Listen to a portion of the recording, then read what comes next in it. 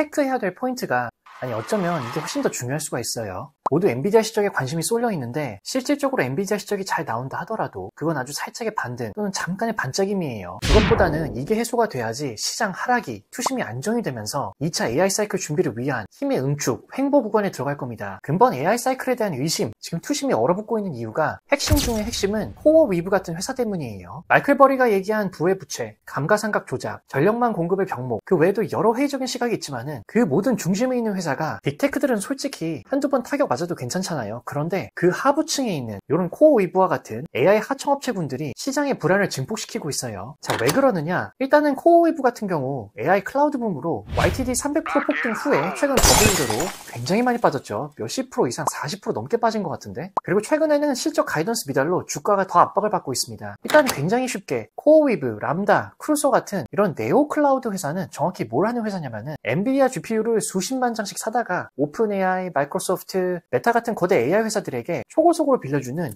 AI 전용 임대 아파트 사업자예요. 세상에서 제일 비싼 게임 컴퓨터 엔비디아 GPU죠. 이걸 수십만 장씩 사가지고 챗GPT, 클로드, 제미나이 같은 초고대 AI를 만드는 회사들에게 빌려주는 게임방 주인입니다. 이 AI 시대의 초고가 아파트 임대 사업자들이 없으면은 거대 AI들이 지금 당장 훈련도 못 돌리고 추론, 실행을 통해서 지금 우리에게 AI 서비스를 제공을 할 수도 없어요. 그래서 수주는 터무니없이 많은데 매출은 기하급수적으로 늘지만은 동시에 공사비도 터무니없이 많이 들어가서 현금이 계속 바닥나는 구조입니다. 즉 이 회사들의 비즈니스 모델은 은행에서 돈을 엄청 빌린 다음에 제일 비싼 게임 카드 엔비디아 GPU죠. 이걸 수십만 장씩 사서 거대한 게임방, 데이터 센터를 전국에 짓고 방금 말씀드린 그런 빅테크들에게 시간당 얼마씩 받고 빌려주는 거예요. 진짜 PC방이랑 비슷하죠. 그래서 손님은 줄을 서 있고 매출은 폭발적으로 늘고 있지만은 작년보다 두세 배. 이 게임방을 짓는데 돈이 너무 많이 들어갑니다. 올해에만 20조 이상 써야 돼요. 항상 현금이 모자라고 또 대출 받고 또 짓고 또 대출 받고 무한 반복 사이클이에요. 한마디로 지금 세상에서 가장 비싼 게임방 체인점 사장님들입니다. 게임방이 잘 되면 억만장자인데 손님이 갑자기 안 오면은 빚더미에 앉는 그런 사업인 거죠. 그리고 최근에 논란이 된 샘 알트만과 사티아 나델라가 동반 출연했던 인터뷰가 하나 있었죠. 거기서 사티아 나델라가 지금 GPU가 공장에 재고로 쌓이고 있는데 전기, 전력 등 GPU를 돌릴 인프라가 지연이 되는 병목 공정 상태에 있다고 그랬잖아요. 즉 이런 코어 위브의 데이터 센터 건설 지연 때문에 지금 시장의 모든 눈이 이쪽에 쏠리고 있는 겁니다. 이게 크게는 세 가지 이슈가 있는데 하나는 서드 파티의 데이터 센터 지연, 핵심 파트너인 코어 사이언티픽으로 의심이 돼요. 이 파트너 쪽에서 건설이 지연이 됐는데 텍사스, 오클라호마, 노스캐롤라이나 이쪽 시설에 영향을 주고 있어요. 25년도 Q4 매출에 25억 달러가 미뤄진 거죠. 공급망 파워 문제도 있는데 GPU 공급, 전력 인프라, 그리고 데이터 센터를 짓기 위한 여러 설비들이 병목이 걸린 겁니다. AI 수요가 폭증을 한다고 해도 전력 용량이 미달되고 데이터 센터를 건설해야 될 원부 자재가 부족하다 보니까 고객 일정 조정으로 백로그가 유지되긴 하는데 실행 속도가 느려지는 거죠. 캐펙스에 따른 운영 압박도 들어오는데 계속해서 고객 수주가 밀려들기 때문에 매출은 올라가지만은 이거를 운영해야 되는 운영 및 투자비가 만만치 않게 회사를 괴롭히는 거죠. 혹시라도 매출이 조금이나마 삐끗을 한다면은 아직은 그럴 일은 없겠지만은 코어 위브와 같은 회사들 단에서 연쇄 부도가 일어날 수도 있다라는 막연한 두려움이 있는 겁니다.